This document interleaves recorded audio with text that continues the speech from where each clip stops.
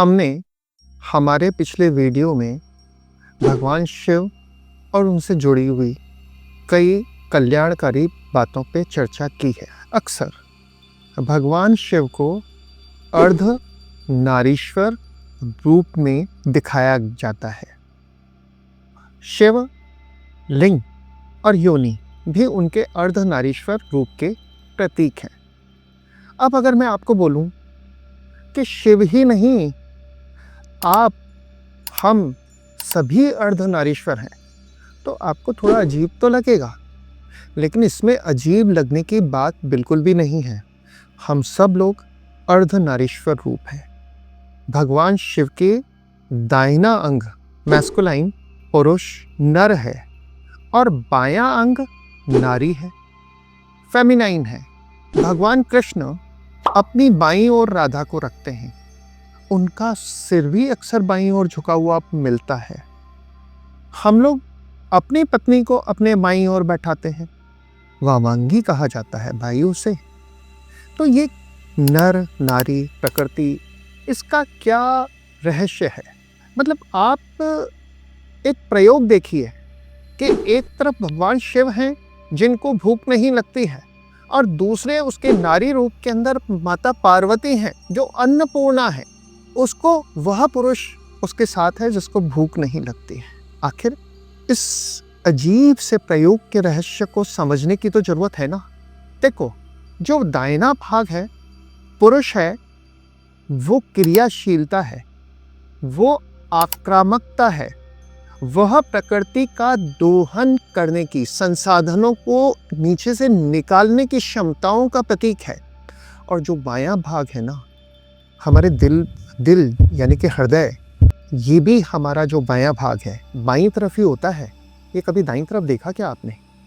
दिल यानी कि जो भावना है, जो आपकी कल्पनाशीलता है, जो आपकी रचनात्मकता है, वो सारी बाईं ओर से आती है। ऊर्जा हमेशा दाईं तरफ से आती है, क्रियाशीलता बाईं तरफ से आती है, शीतलता बाईं तरफ से आती है। आप कहते हैं ना कि यार दिल पे मत ले, मत आक्रामक हो, यानी कि दिल को शीतल रख, दिमाग से काम ले। यहाँ पे दिमाग में भी एक बायां भाग है और एक दाहिना भाग है। नारी नर ये हर व्यक्ति के अंदर होते हैं। हमारे यहाँ नारियों को कल्पनाशीलता के साथ में, भावनाओं के साथ में जोड़ा जाता है, और पुरुष को अक्सर ऊर्जा, क्रियाशीलता, संसाधनों के दोहन के रूप में जाना जाता है। आपने कभी नोट किया है कि प्रकृति का जो पहला मशीन था वो दक्षिणावर्ती प्रिंसिपल ऑफ राइट हैंड, यानी कि आप स्क्रू भी टाइट करते हैं तो राइट हैंड से जोड़ लगाते हैं, क्योंकि जोड़ लगाने का काम, जैसे स्क्रू को टाइट करते हैं तो उसमें जोड़ लगाना पड़ता है ना आपको, वो हमेशा राइट हैंड की तरफ मूव करने से होता है। भाई बाईं तरफ से तो खोलेंगे ना।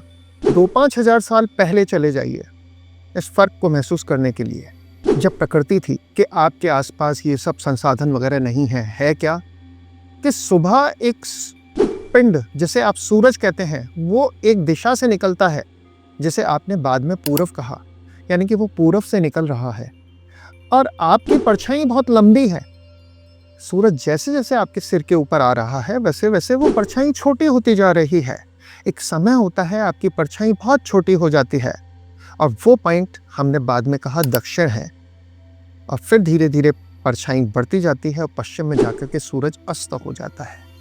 रात को सूरज का मूवमेंट हो रहा है, वो उत्तर दिशा पे जाता है, दक्षिण के बिल्कुल अपोजिट, और अगले दिन फिर पूरब से निकलता है।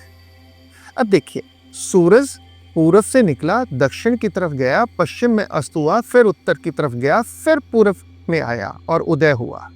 ये सूर्य का दक्षिणावर्ती क्रम ही इस धरती के ऊपर जितने भी लोग होते हैं उन सब को राइट हैंडी बनाता है, यानी कि दक्षिण, उनका जो दाहिना हाथ है उससे काम करने के लिए बनाता है। ये शरीर है। लोग कहते हैं कि लेफ्ट में क्या फ़र्क है, राइट में क्या फ़र्क है। अरे भाई, तुम 99% लोग राइट हैंडी होते हैं, दाहिने हाथ से काम करने वाले होते हैं। लेफ्टी क्यों नहीं होते हैं? ये नेचर का प्रिंसिपल है। तो जब नेचर के प्रिंसिपल को समझोगे तो आपको आपके अंदर भावनाओं का, रचनात्मकता का, क्रियाशीलता का, ऊर्जा का पता लगेगा। आपको अपने बॉस से बात करनी है तो बॉस से बात करोगे तो क्या आक्रामकता के साथ करोगे? नहीं ना।